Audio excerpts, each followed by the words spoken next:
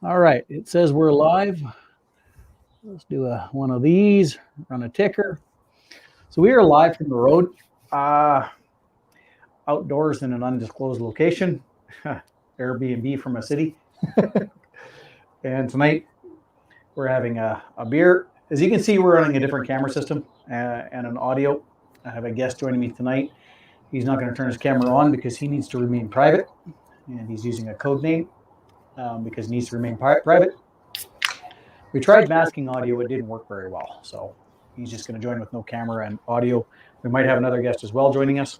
So you'll have to let us know, actually, if in the comments, if the audio is working, because we can't really see. It shows as bouncing on the thing. Uh, so hopefully that works. Comments are turned on.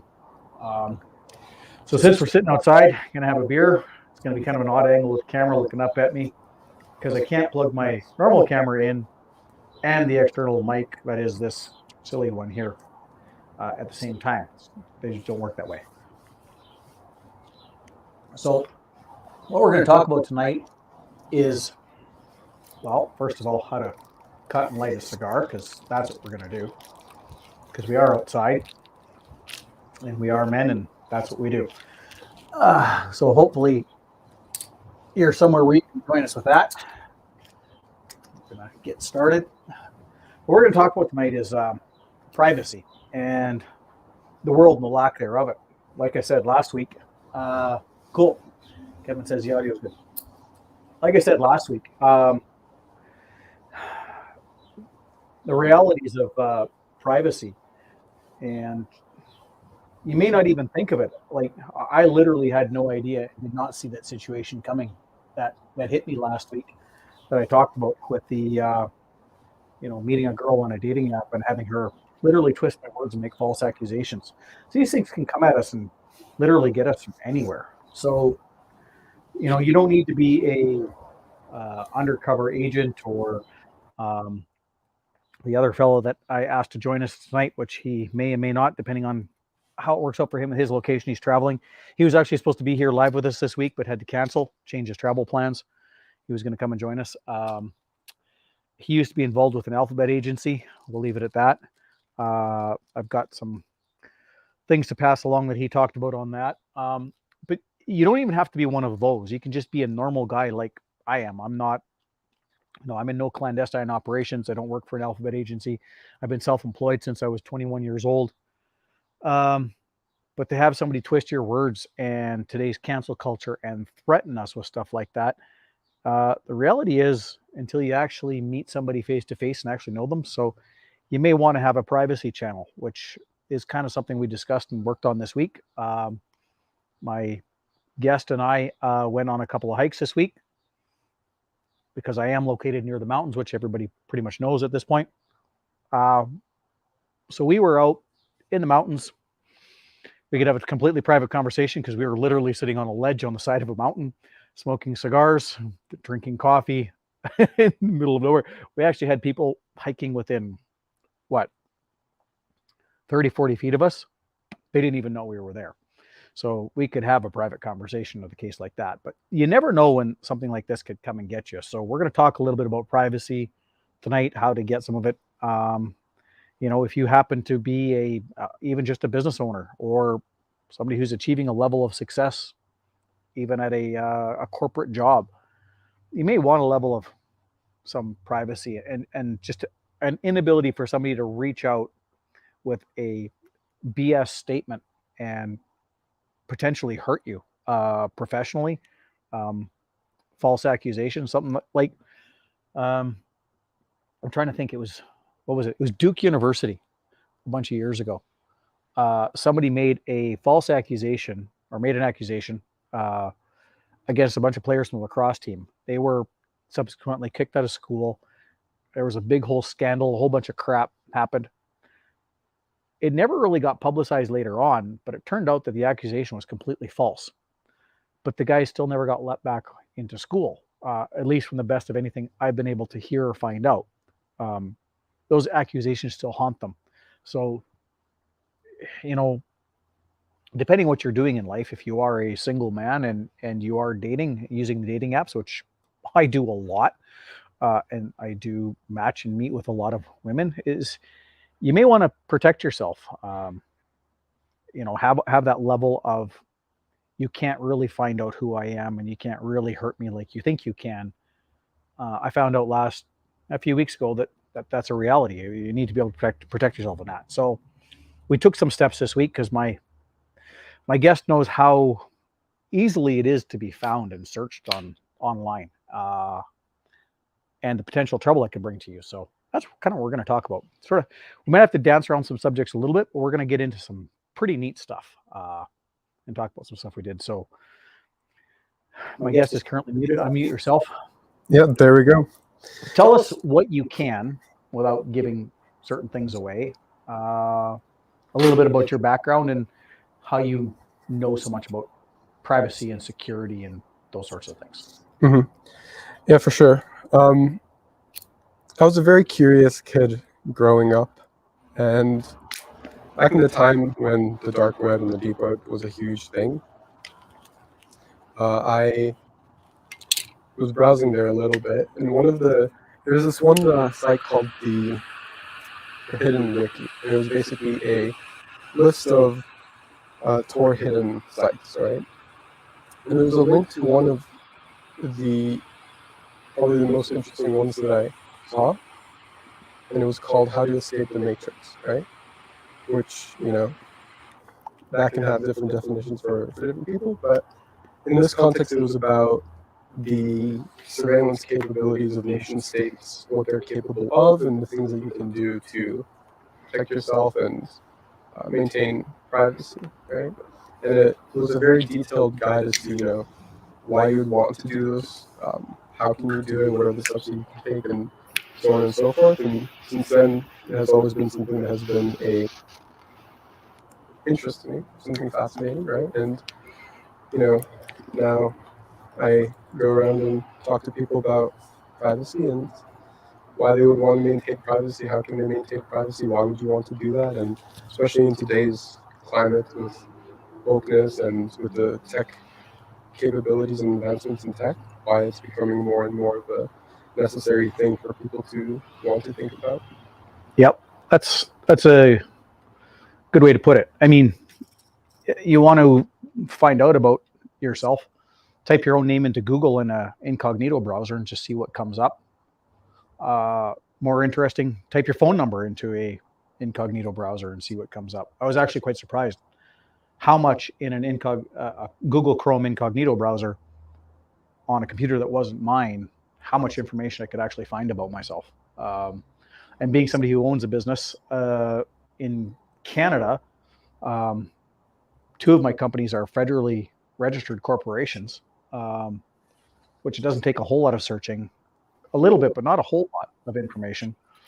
You start doing some basic information, you can find out some things, you can find out names. You start searching in the right corporate registries, you can actually find the address to my business locations. A mailing address, a physical address, phone numbers, corporate registries, stuff like that. Like it's kind of scary what sort of information could be found out. Like I said last week, the person that sorry as I enjoy my cigar here a little bit, the person that twisted my words and literally took what I said, spun it 180 degrees, and it sounded absolutely terrible, and it was not what I said at all. This person was a lawyer. She would very easily be able to access this information and would be able to almost instantly find out, who I am, my business names, my business addresses, all this stuff, and start a slander campaign or a smear campaign, literally saying exactly the words that she said, which were 180 degrees opposite of what I had said to her. Luckily, I was smart enough to actually screenshot the conversation, the text conversations that we had. So if it ever came to this, I was smart enough to screen capture this to be able to protect myself. Had I have not done that, that could have got pretty ugly by somebody who has knowledge and ability to do that. And being an attorney, of course, naturally, if she started a smear campaign or something like that against me, it's my word against hers, and she's an attorney. Who are people going to believe? Probably her. So and like I said, generally speaking, I'm a nobody. I've got 100 and some subscribers here on my silly little YouTube channel, network of friends, but like I don't have a very public life. Yet I was easy to find. So so my friend and I, we talked about this sitting on a ledge on the side of a mountain, smoking cigars and drinking coffee and enjoying life and the sun and the views, and kind of come up with a bit of a plan to remove some of my stuff and whatnot from the internet and being found. Now, I was smart in that I don't use my real first name on the dating apps because I have a unique first name, which I do use here. It is real, which does make me easy to find. Not using my first name, she wouldn't have quite such an easy time finding me, but we got off the app and we actually were texting when she spun the words on me and did that. Well, at that point, she has my phone number, which means she can find out who I am. And being an attorney, she has the ability to very easily find out who I am and do this sort of stuff. And even for a low amount of money, she could find out even more. This was the information I was able to find for free just by searching this stuff. So what we did is started out by creating a couple of alter egos.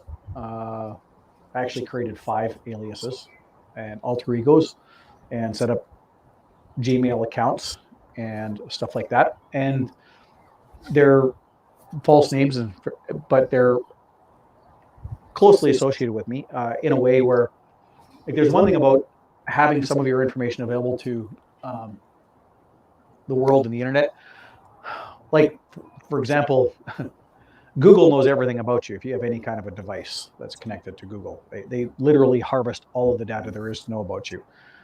So for marketing and stuff like that, for things that you actually want to know about, in a way it's good, but they don't have to have your actual information to do that.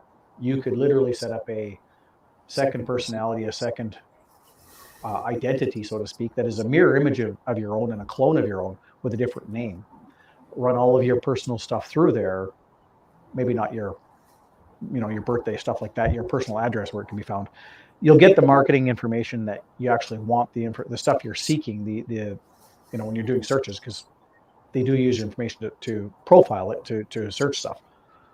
But to have your personal identity kept secret from that is probably smart. I mean, one of the things that we talked about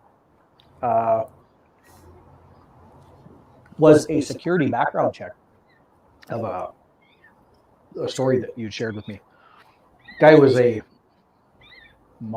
second generation multimillionaire or something like that. Yeah, exactly. So basically in the cybersecurity world, there's a field called OSINT, which stands for Open Source Intelligence.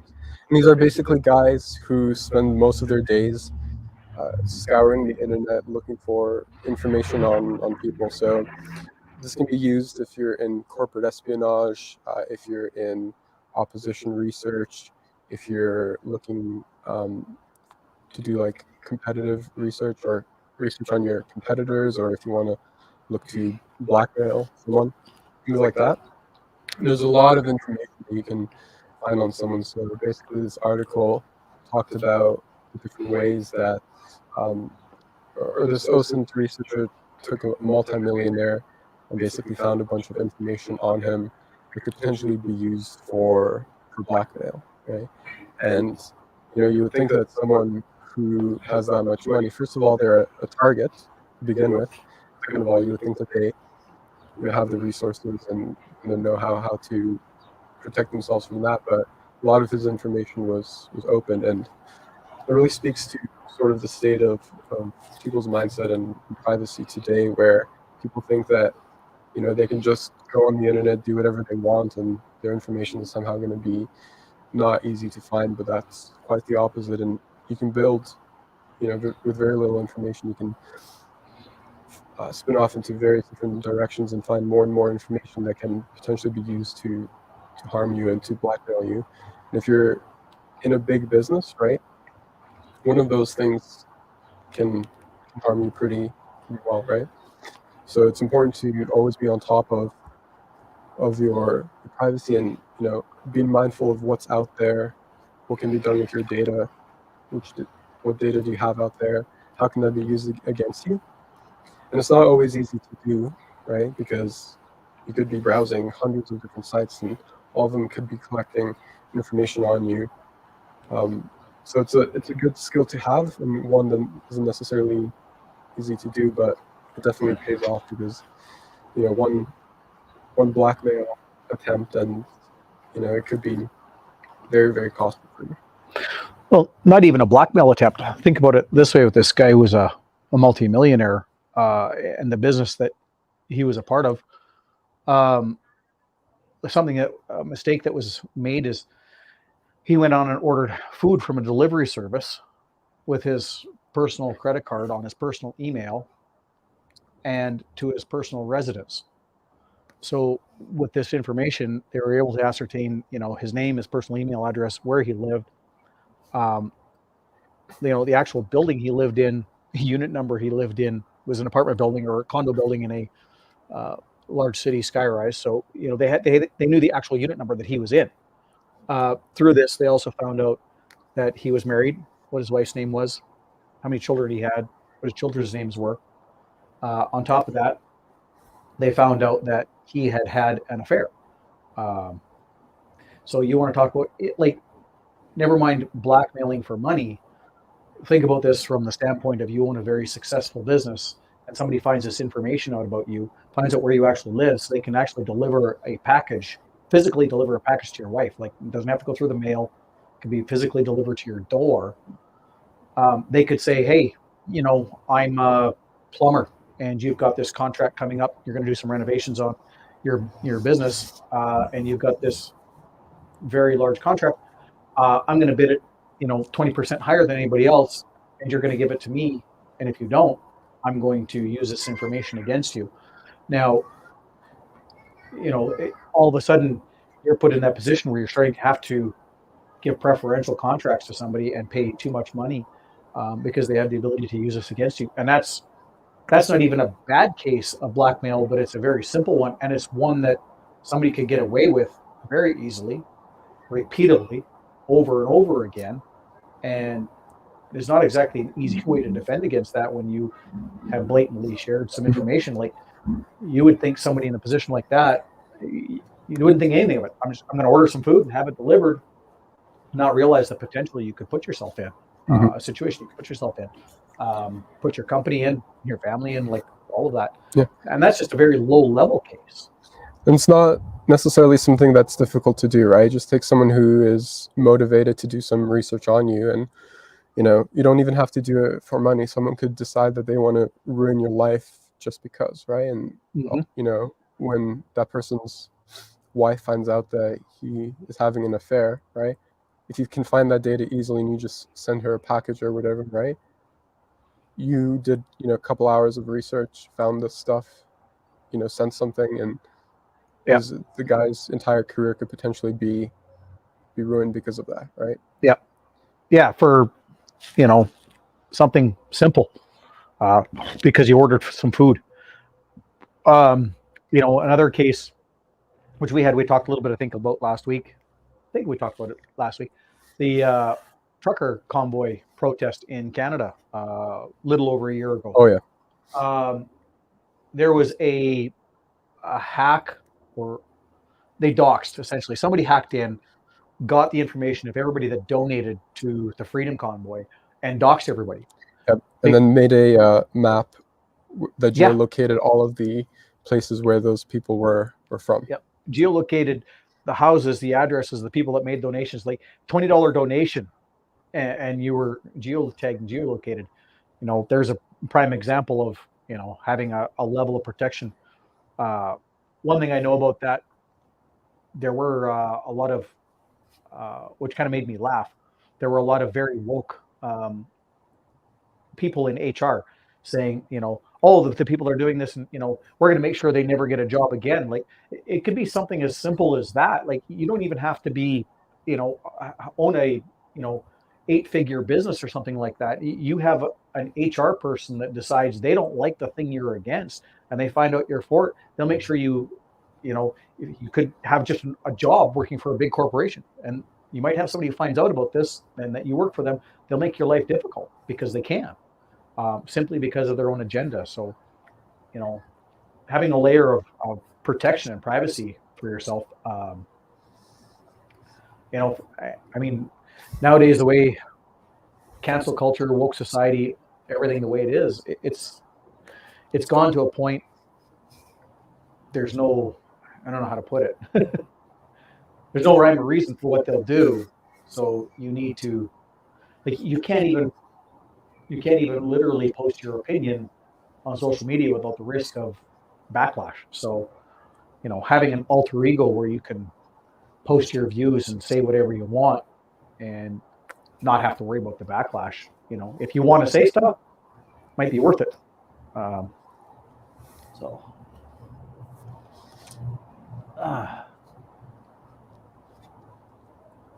we have another guest who's popped in here, and I've only shared this with one person, so I know who this is. We're going to add him. What is that? I don't even know what that is. It's got a pop-up of some kind. There we go. So we have another guest who's popped in, Mr. John Reed. Welcome, John. Can you hear us? Yes. Hello, gentlemen. Turn up the audio here. What are the settings? We are sitting side by side, so I don't need to hear his. We have external speakers and headphones. Let's turn them on to this. How about that? Can you hear me? Now I can hear you. Good. So, how are you tonight, sir? I am doing great. Excellent. We have a little bit of echo because Mr. Bourne and I are sitting about 10 feet apart here on the other side of a fire pit enjoying a cigar. So we'll mute back and forth a little bit there. Hopefully that'll make things better. Can you mute your speakers on your end? I muted my mic. Okay. Is that better? Hopefully we don't have any echo. If the crowd could let us know. Yes. Good. So tell us a little bit about yourself, John. So I've actually worked for one of the alphabet companies in the intelligence community at one point in time.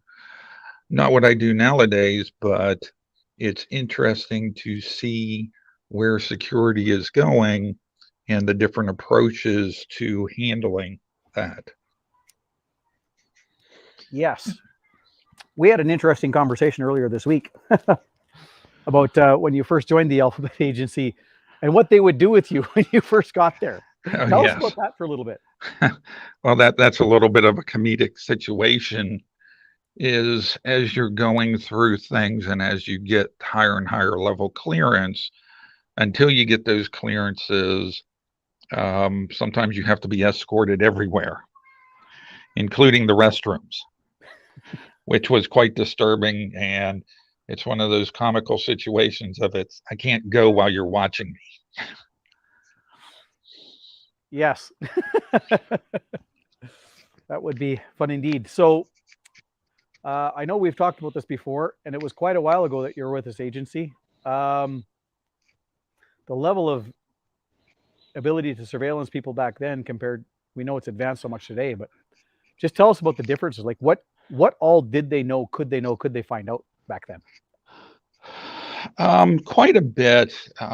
What I was involved in, what I saw happen, not so much of how they were surveilling people, but in the technology that they were using. So, and this is, 30 years ago, when I left there, they were already doing retina scans to log into your computers. They had gone from passwords to signatures to fingerprints to retina scans fairly quickly. And that was 30 years ago. Wow.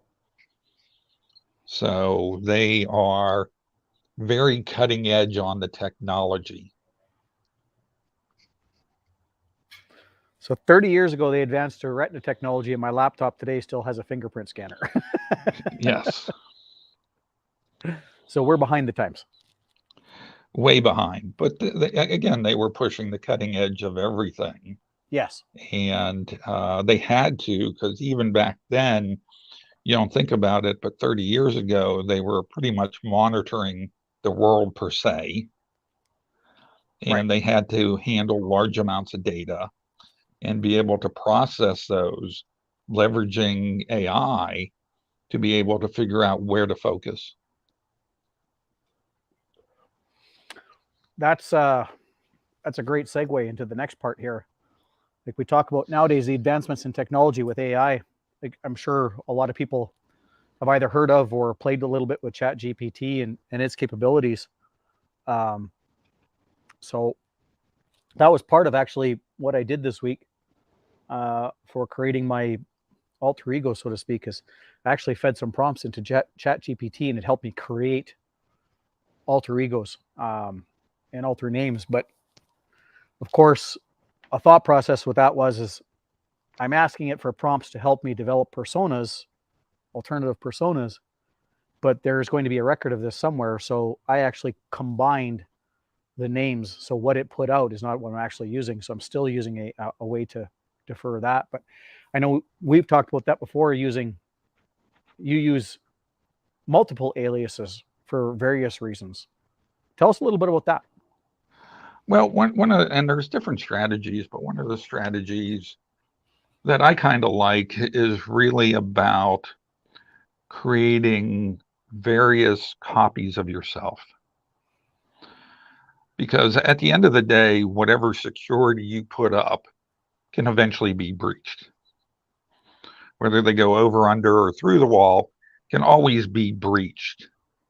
So Yes. having multiple identities and basically playing sort of the circus mirror house, where which of the 10 Johns is the real John, is an approach that I've leaned to because I think it actually works better. And you've seen it, and I think we've all seen it to a certain degree with some of the people we know. I won't call them celebrities, but you've seen people duplicate something as simple as their Instagram. Yep. Now, they're doing it for nefarious reasons, but Yes. you can make duplicates of everything in your life. But you're doing it to hide the real you. Yes. So you have 10 different addresses. Your names might be spelled slightly differently, might not. But it's really about creating mirror images of yourself, because then it's very difficult for them to figure out which is the real one. And when you see one getting attacked, then you know in advance of, I've got to change things and do things differently. Yes. That's one of the great parts about it. About having an alternative setup is if something comes, you can shut it off, cut it off, dispose of it, and life carries on with the others that's already set up and up and running. Or like you said, you know what's coming. You can kind of prepare for it. And this is evident from some of the recent technology. So one of the things that you see if you're in the technology industry is matching people and addresses to figure out if they're the same person.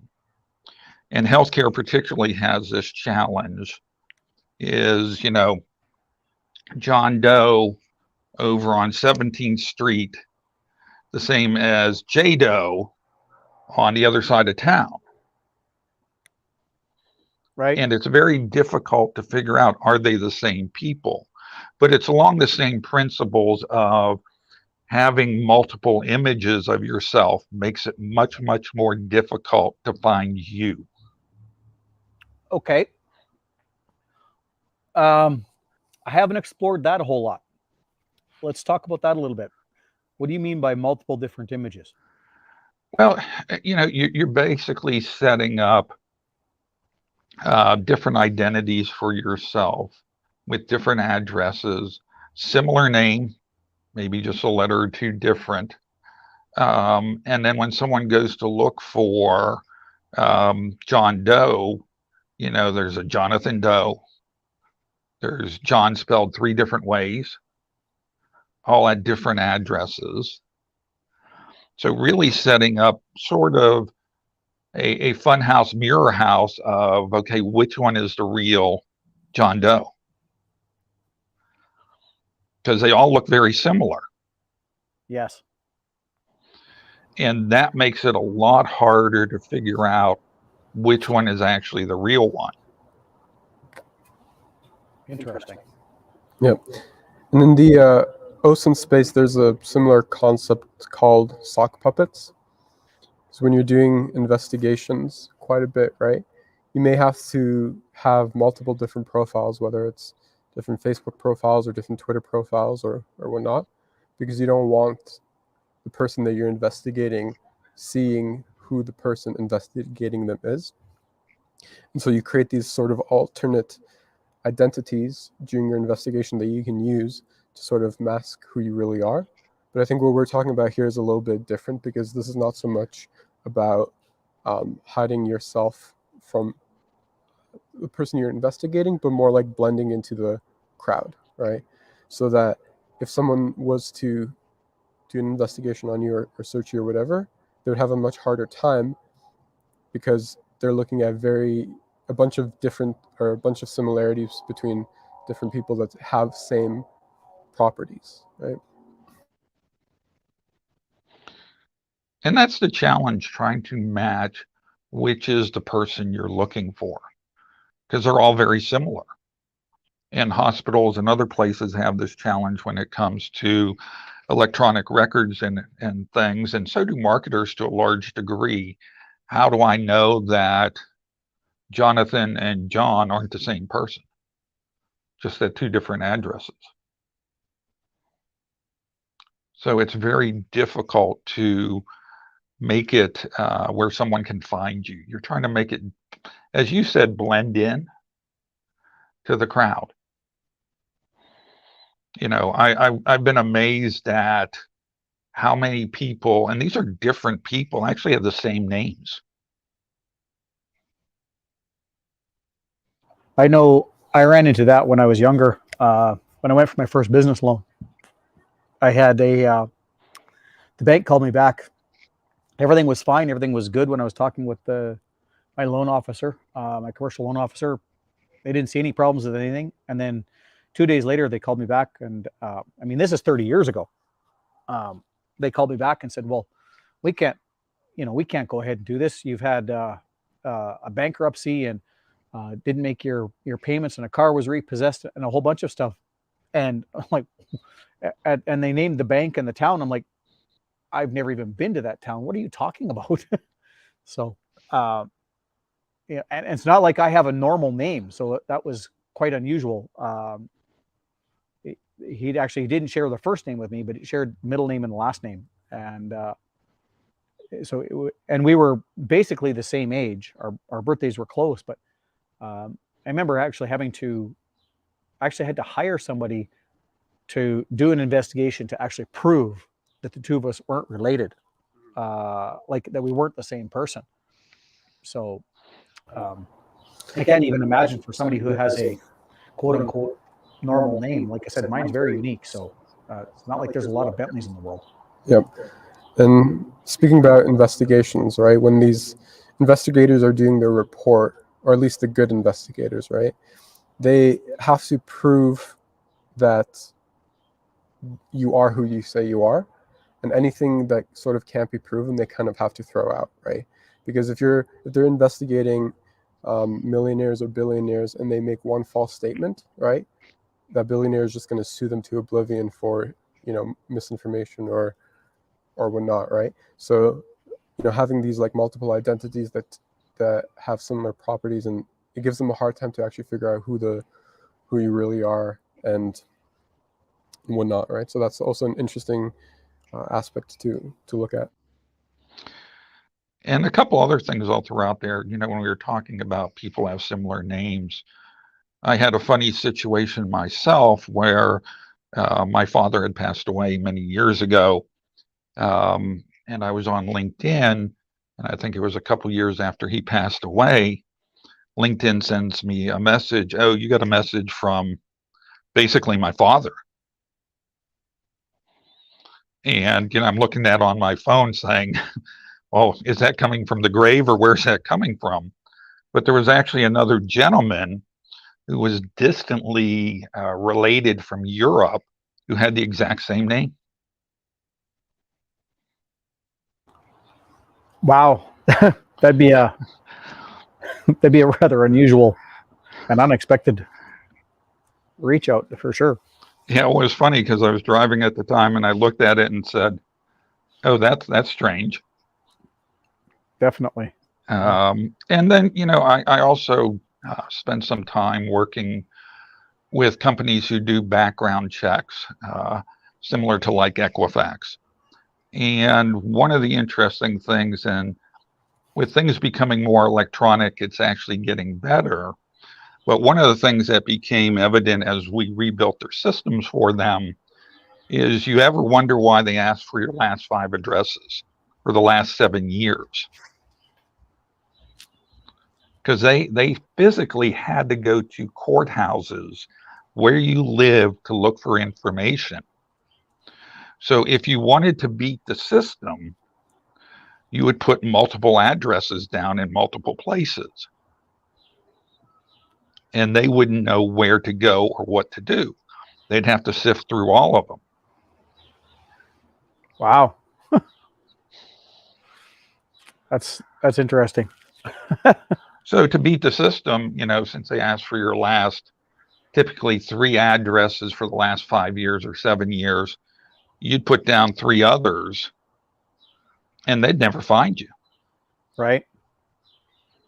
So really being able to hide in the crowd and have a lot of information out there makes you much harder to find. Yes. Well, and something that you and I have spoke about before, as far as, being a business owner, having a business, um, having an alternative identity on LinkedIn, like you talk about, something like that, gives you the opportunity to kind of you keep track of, or keep contact, or whatever you want to call it.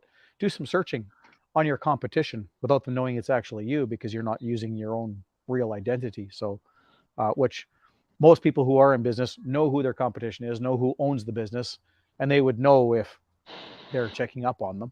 And naturally, because it is the world of business, you're always looking for an edge. So some way to keep that separate, to be able to do that, because you never want to be blindsided or to be beat by something very simple. And on platforms, although it's getting a little more difficult, such as LinkedIn and some of the other social platforms, it is very easy to set up alternative identities. And what's amazing about it is people jump all over it. You could put you worked at a company and people will come out of the woodwork. Oh, I remember him. Even though you never worked there. And it's very easy to build alternative identities. Interesting. I've never tried that. Actually, putting down companies and having people say, "Oh, I remember him."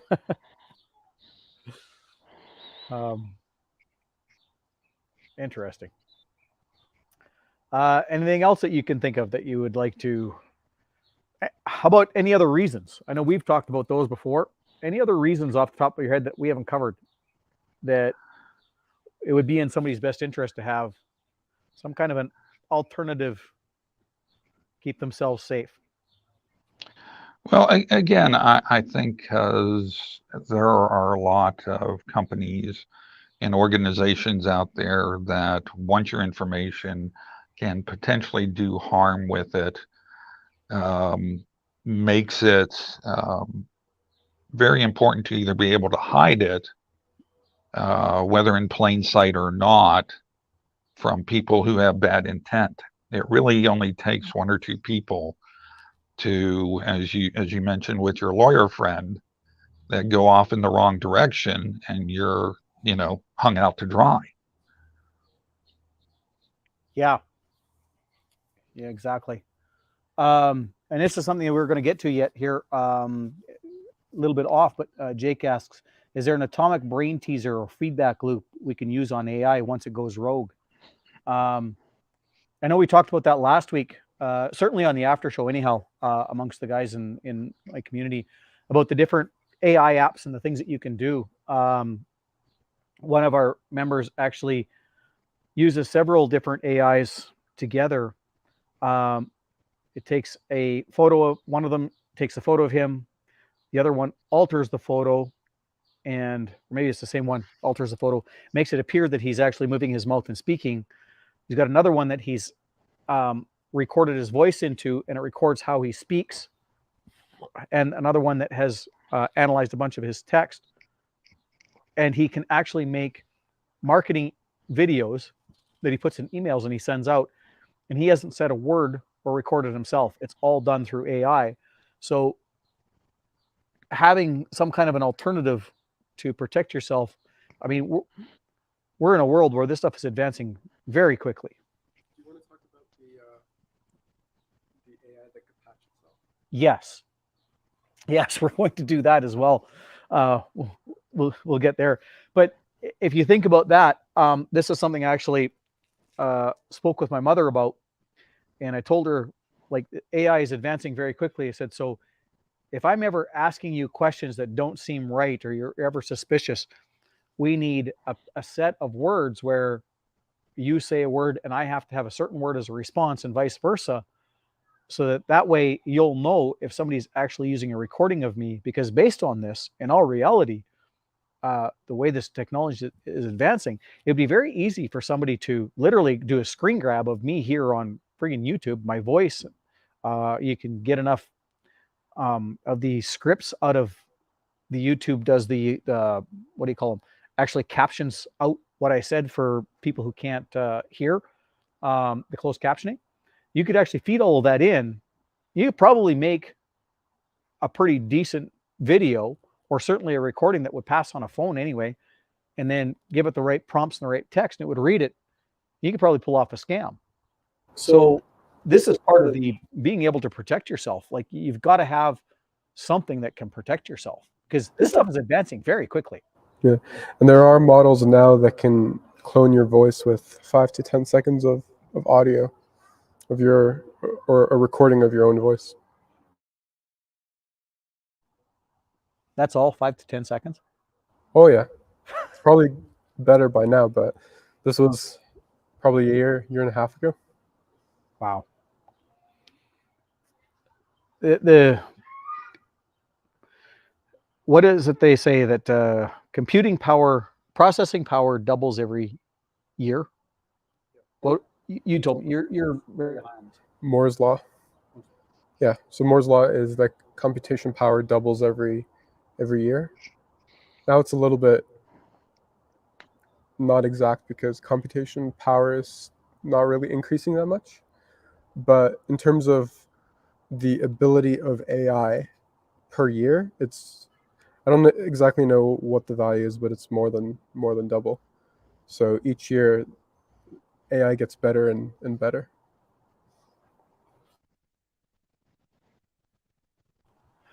I know the day we were out sitting on the ledge, that day or the day before, one of the two anyways, my friend here has another friend he went through college with that works on the red team at a big corporation that has a lot of our data.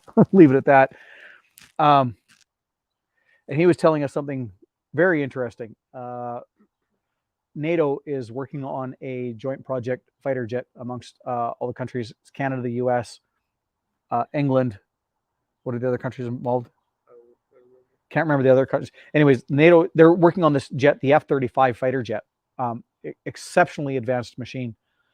The AI technology that is in this aircraft, it can literally detect hacks and software issues, create patches, and repair itself. But I haven't got to the scary part yet. While the damn plane is in flight. Yes, that's right. While the plane is flying, it can find its problems.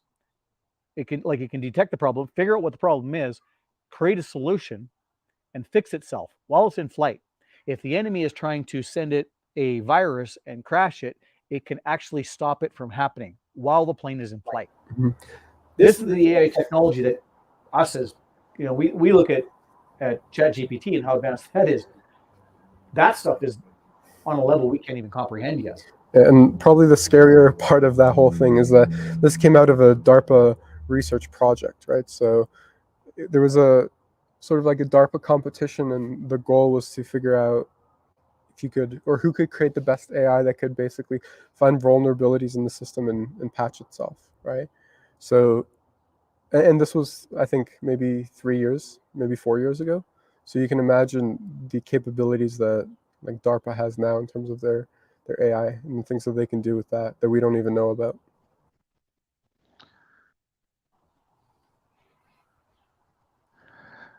But I'll throw out something slightly different there when it comes to AI, because as we've been talking, in which mostly what you read out there is how AI can pretty much hack into everything we're doing or figure out what we're doing, and can be used for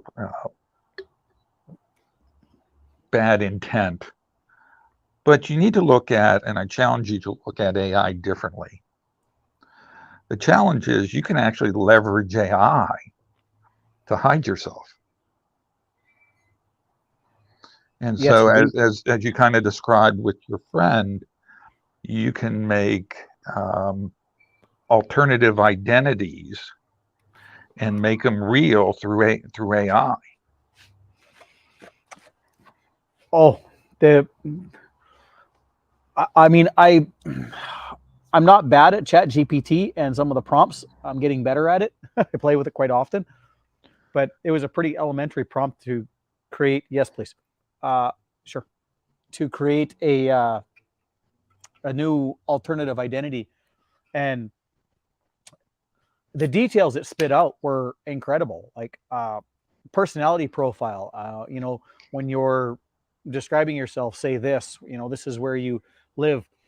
This is your background that you grew up, which is similar to mine, but it's different. But it would explain how I am, where I am in life, and all that sort of stuff. Like it's not like it spit out a name and something. It gave a name, gave a birth date, gave the city I was born in, the city I currently live in, the school I went to, what I studied, what my work history is. It gave all of that. Like it was about a 5-page report for each identity that it created. Like it was exceptionally detailed. Like to the point, in all reality, I'm not sure if I could have come up with something better about myself, and I'm real.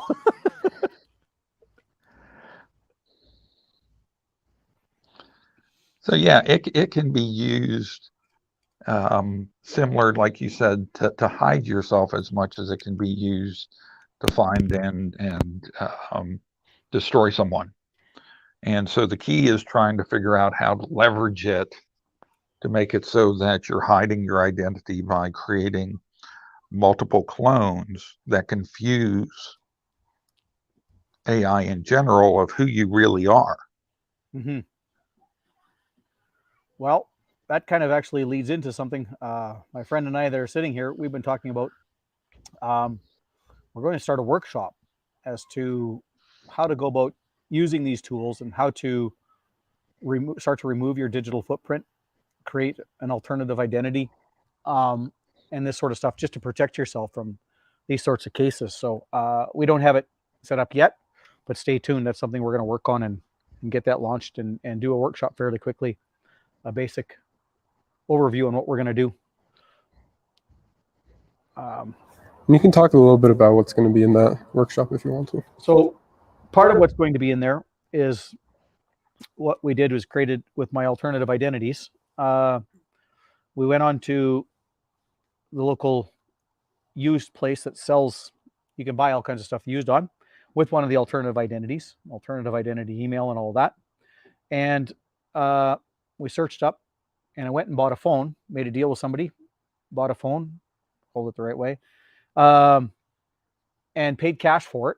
So it's purchased with an alternative identity, with an alternative email, on an alternative account, and paid cash. So there's no way that this could ever be traced back to me. And that's something that we're actually going to work on here over the next day or so. is we're going to download. There's a few open source softwares you can download and put on. You can't, of course, you can't use an iPhone for this because Apple's software is very proprietary. But on an Android phone, you can download these APKs and install the software on without going through the Google Play Store, and you can actually completely build this. Ironically, the ironic part is, I'll show the back side of it. It actually is a Google phone, and we are going to de-Google it. So it won't actually be able to be traced by them, but everything nowadays is, your data is fed back in some way, shape, or form. But it's not easy. And this is going to be an alternative phone number, an alternative phone that I'm going to use with people until I've actually met them and actually know that I can trust them and tell them who I really am and give them my real phone number. For case in point, like I said, a couple weeks ago, I talked about the case where, a lawyer took my words and twisted them completely that I met on a dating app. Like, she could literally publicly ruin me and ruin my businesses. I mean, this is, as a single man who wants to date, this is a risk I can't take. So this is what I have to do to protect myself. Granted, it's an out there thing, but I never thought in 100 years that a lawyer that I met on a dating app would be the one who would screw me like that would literally twist my words as badly as she did. I was shocked. So, and then there's some other stuff. Go ahead and tell some more of what we're going to do. Yeah.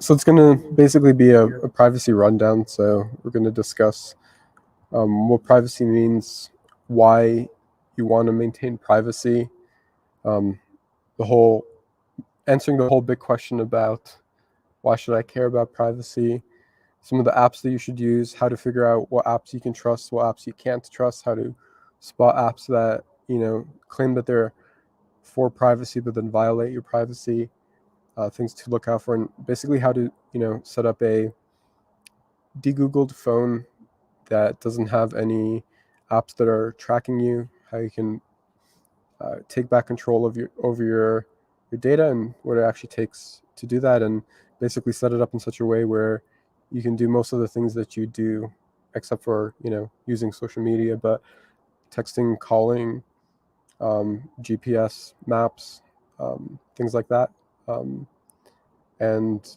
how you can set all of that up. Yeah, so we're doing the whole mute thing back and forth so we don't bleed over. Try not to here anyways. Because all of this, everything we use nowadays tracks everything. Like, it's the amount of information that they literally hijack from us or take from us is... Yeah. Did you read the article on your computer isn't yours anymore? Yes. You want to talk about that? I just read it today. My brain's a little fried on that. Go ahead. It's been a while since I read it, but the gist of it is, you can look this up. It's an article called "Your Computer Isn't Yours Anymore," and it talks about all of the shenanigans that Apple and Mac OS do to basically siphon your data, and it even has things in the operating system that bypass things like VPNs and other privacy controls. And so this is one of the major things about privacy, is that you think that when you go and you buy a phone or you buy a laptop or you buy some product like that, you think that that device is yours. But the way that these companies act and they think is they still believe that that device is theirs and that they have the right to take whatever data they want, track you via GPS, listen to your mic even if you turn it off, view your internet traffic, and do all these types of things. And it's pretty eye-opening to read. So if anyone's interested, just look up Your Computer Isn't Yours Anymore. You can read all about it.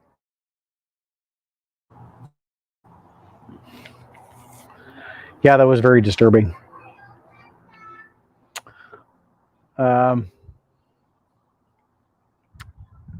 Anything else we can think of? Anything else you have, John, on the idea of privacy? And I mean, why should somebody care?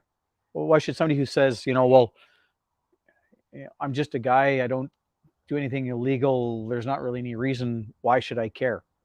Um, you were with an alphabet agency. Why should somebody care? Well, I think people should care because you can be manipulated. And if they want, they can do things to you. One of the interesting things, I don't know how many people saw Tucker Carlson's last university speech before he ended up getting fired. But one of the things he talks about is the challenge with anything is electronic is you don't own it. And it can go away. And they can alter it. And so it's very interesting to hear him say, keep your books as an example, because they can't take them away from you. But anything electronic, they can. They can tell you what you can read and not read. They can alter anything they want. And so try to keep things that you own physically. And it was interesting because he included friendships in that, of understanding and having a physical connection to things helps protect you to a certain degree. But it was interesting because his speech was really about the fact that anything electronic they can take away from you. Yep. And Apple's notoriously, they're all bad, but Apple's probably one is the worst. And how ironic is that? Apple is the worst, and they're the ones who support the woke agenda the most. That's to me is the funniest part. But I'm a massive fan of irony. Irony and cynicism are my two favorite forms of humor. Now, I own nothing Apple, but Google has gotten as bad now. Yeah. Hence the trying to de-Google everything. Yes, indeed. Yeah. Well, I'll ask you the same question, Jacob. So why should a common guy who doesn't think he has any reason or anything to hide, why should he be concerned about it? Why should he be concerned about privacy? Yeah, for sure. So basically the way that I think about this is that most of the time the people who say, oh, I don't need privacy, whatever, right, are people from the West who have the privilege to not live in an oppressive regime, right? But if you take someone who lives in, Iran or China or all of these places who censor their citizens and don't let them speak out, or you face the possible imprisonment or death if you speak out against the regime or the government, right? For those people, privacy matters, right? So to say privacy, oh, I don't care about privacy, or privacy isn't important, there's kind of this assumption that privacy tools aren't really necessary, right? And if privacy tools aren't necessary, there's no one that's around to really write them, right? But because privacy is necessary by those types of people, right? Luckily, there are people, a lot of open source projects that are very good that actually do care about privacy, right? And do a lot of good work to ensure that they are creating apps that are always making it easier to stay private, right? And then it sort of becomes a question of, if you can maintain your privacy, right, why shouldn't you, right? What's the downside to it, right? It may be a little bit harder to do. You may need to do a little bit of extra research or put in a little bit of extra effort, like setting up a de-Googled phone or using apps that are a little bit sluggish, right? Because they're routing your traffic through multiple different endpoints, or you have to make sure that you have your VPN set up properly all the time, or you can't use specific social media sites, right? But if the way that you operate is that you don't need that anyway, right? Like if you communicate with a set number of people that you meet in person and you don't care about your social media presence and whatnot, these types of things, right? You should be putting in the effort to think about your privacy and what is how your data can be abused and actually put in the work and the effort. It doesn't take that much more effort, but it just takes a little bit of effort and research to figure out what are the tools available for me, right? And how do I spot the good tools from the bad tools, and use those tools, right? So for me, it really isn't. There's no downside to it. There's only an upside. But of course, people just sort of want to be a little bit lazy and not do the work that's actually required. And part of what we're doing is actually seeing what are the steps that it takes and how complicated is it actually. And there's a little bit of effort involved, around securing like hardware and doing a bunch of setup and dealing with bugs here and there. But for the most part, it's going to be pretty straightforward, right? But the ease of mind that you get knowing that you're not being tracked, you're not being spied on, your data isn't being sent off to who knows what company, right, is a pretty freeing mindset, in my opinion. And I'll add a real world example into that. I have a son, and he's very much into streaming music. Thinks it's the greatest thing since sliced bread. He can listen to 1 million songs for a monthly fee. And the original conversation I had with him was, but you don't own any of that music. And last week, he called me up and said, hey, I'm pissed off. They removed one of my favorite albums from their playlist. It's not there anymore. And I said, well, that's the point I've been making, is if you don't own it, if you don't have your own copies of it, it's electronic. They can take it away whenever they want. Exactly. But I like it. There's nothing wrong with the album. It doesn't matter. Maybe it was just a niche genre that they don't want to carry anymore. Maybe the artist pissed somebody off. Or maybe it was the whole this person supported that, so we want to kick him off the platform thing. Exactly. So I can't remember who they kicked somebody off a platform a while ago. I don't remember what it was for, but he made some political opinion that wasn't popular at the time, and they kicked him off. And so if you were a fan of him and his music, you lost access to it all because he was booted from the platform. There's like 10 of those stories.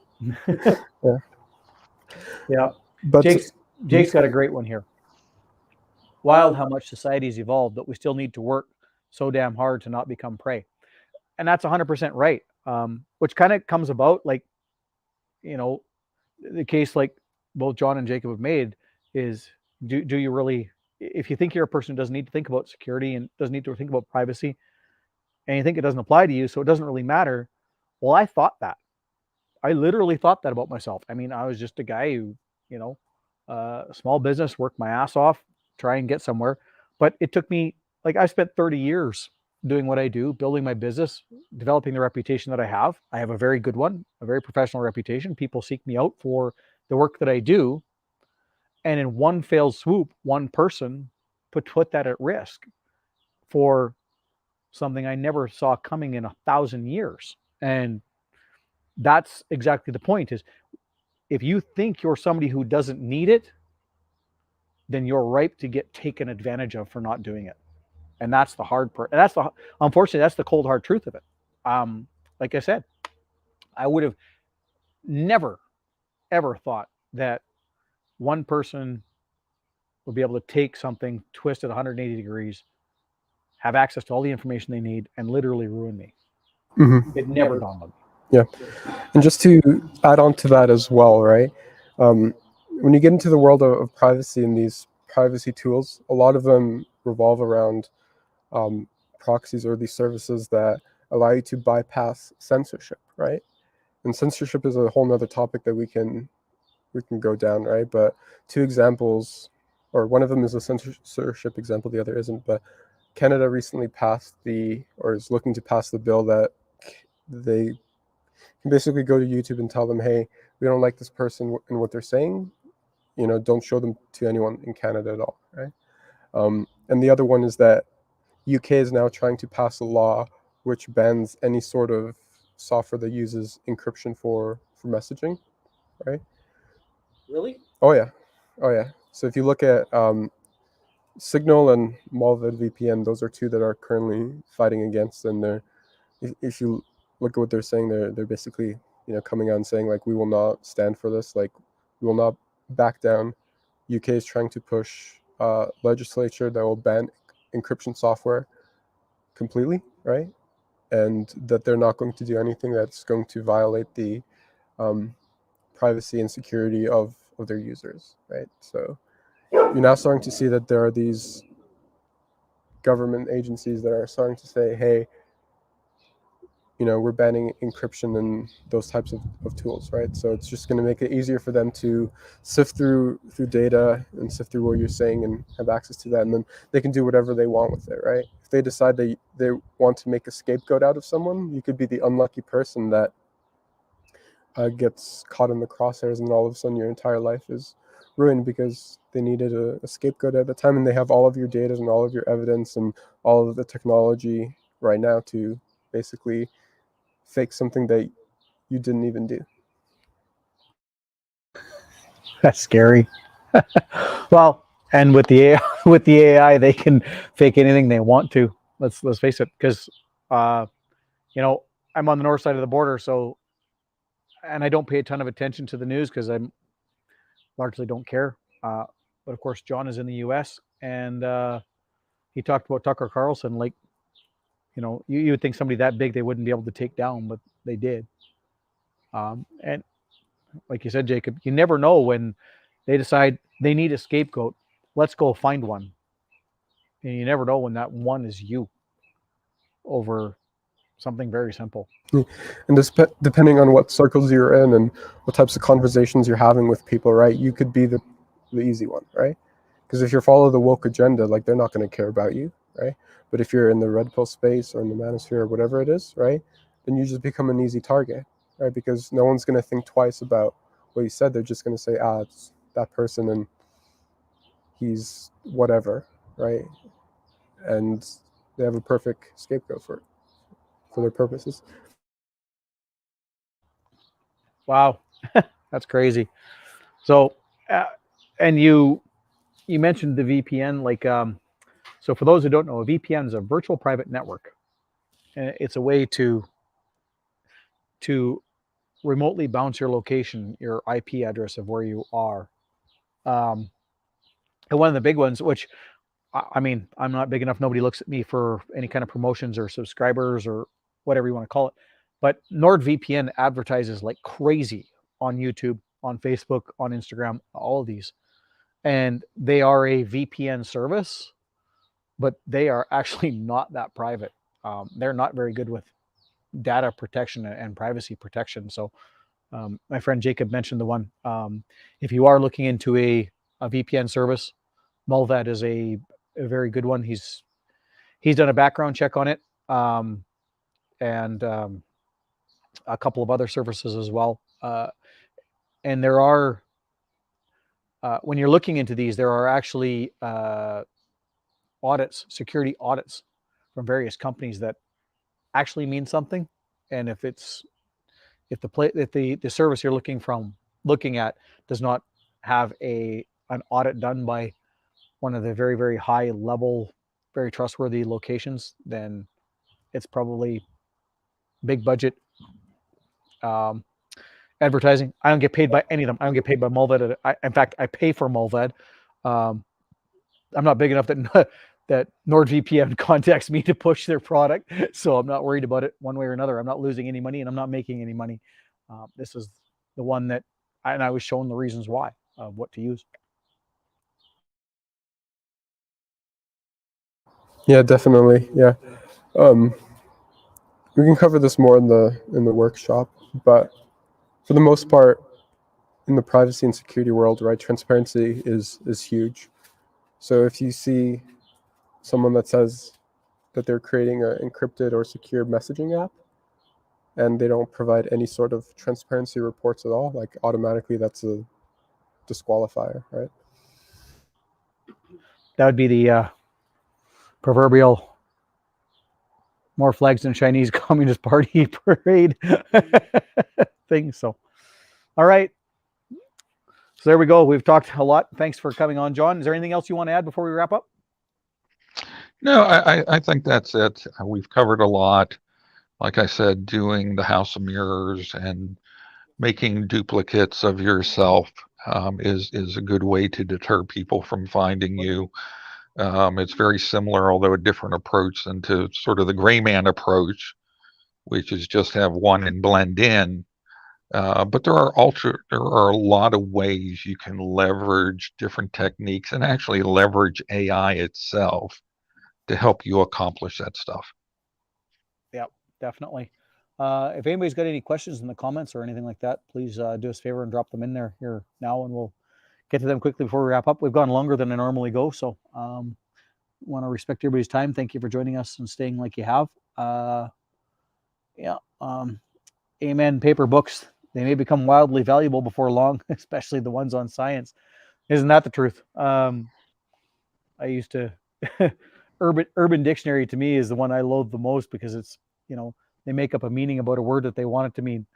And everybody knows in my past, I was married and had 2 stepdaughters, and they were notorious for Urban Dictionary meaning of everything.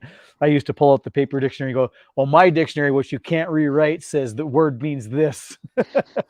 But the modern day electronic stuff, like it's real. If you don't have it, like John mentioned on the music, books, if you don't have it down on paper, literally within keystrokes right now, I can go change my website right now, like instantaneously, and I could change history. Whereas when it's, printed in 1968, you kind of can't change it. It is what it is. So a good example of that is how they changed the definition of vaccinated, right? Oh yeah. Do you know about it? Yeah. We might get into trouble for using the V word here with the whole beer bug virus thing, but I always got such a kick out of that. Oh, well, you need to get booster shots, or if you've had the goo goo juice, you could still get the disease, but it's less likely you're going to pass it on. I don't know. I got shots in the arm as a kid for a bunch of stuff and never ever got that stuff. That's funny how that worked back then, but nowadays you can still get it. You just not going to get hospitalized for it. Yeah, they literally changed the definition of that sort of stuff. Modern day clown world, and that's the advantage of paper books, things wrote down. So that nope, doesn't look like anybody else coming with any questions or anything. So where to put my getting old sucks. You got to put glasses on so you can read. Yes. All right. So with that, we've gone fairly long. I'm going to head over to the after show. Not going to stay there for very long because I got a friend in tonight, and we've got a Airbnb in a fancy city, and we're enjoying life. And as you can tell, we are drinking beer and smoking cigars, and the barbecue is right over there. We're going to barbecue up some goose and some steaks, and we're going to enjoy life in the evening. So with that, if this helps anybody, we appreciate if you share it. Do us a favor, hit the like button, subscribe, all that. Costs you nothing to like the video, guys. Do me a favor and do that. And then, like I said, stay tuned because we're gonna announce that hopefully fairly soon. Get a series of workshops going on how to protect yourself, because it's literally been the last couple of weeks where I've always thought of be smart, protect myself, but didn't realize how vulnerable I still was. And so we want to help people not end up having themselves put in the same situation that I was in. I mean, that is, quite frankly, scared the shit out of me. Point blank, scared the shit out of me that I was sent. It was like, what? Really? Like, it scared the shit out of me. You could have your reputation ruined in no time flat for something you didn't even do. So, be smart, protect yourself. I know we've got guys in here I've got guys in my community that listen to me, and people that are tuned in here who own businesses, and you get the wrong person say the wrong thing about you and ruin your business. Never mind your own livelihood, which as a business owner that sucks, but as a business owner, we're usually resilient people. We'll usually land on our feet. We'll find another way to do something. But also as a business owner, there's a responsibility that comes with that. Everybody thinks it's all rainbows and sunshine and unicorns and pixie dust, but it's not. We have employees. There are other people whose, incomes and well-being and livelihoods rely on us, and having somebody do something to potentially harm that is beyond ourselves. As somebody who has a conscience, I mean, to have somebody else ruin my reputation and potentially sink my business and ruin it for the people who work for me is absolutely unacceptable. So be smart. Think about that. So if you're in that place, and you're in one of those positions, stay tuned, because we're going to announce that very, very soon. I'm hoping to have that all up within the next week or two. And my friend is traveling he'll be traveling next week during the show, so we won't be able to talk about it then, but perhaps the week after we'll have the details on that, have it set up, and we'll get people signed up, do a week workshop for an afternoon on a weekend or something like that, and learn some things to be able to protect ourselves. Go from there. With that, I'm going to wrap up. Anything else to add? No? Okay. How about you, John? Anything else to add before we wrap up for the night? No, that's it. Okay. All right. Well, thanks everybody for joining. Really appreciate it. And anybody who's in the community, do us a favor, hop on over. We're going to join that up and laugh and jokes. A few more beer, a few more cigars for a little while. Going to keep that one short tonight. Normally we go with like two or 3 hours. Tonight's going for like maybe half an hour to an hour tops. So anyhow, have yourselves a good night. I know we did. Thank you very much, Jacob and John, for joining me. I really appreciate you guys' insight and help on this, and the eye-opening, and I hope it opens some other eyes. And thank you for all the rest of the people who joined us. And with that, we'll call her a night. Thank you very much. Catch you later. Do the end.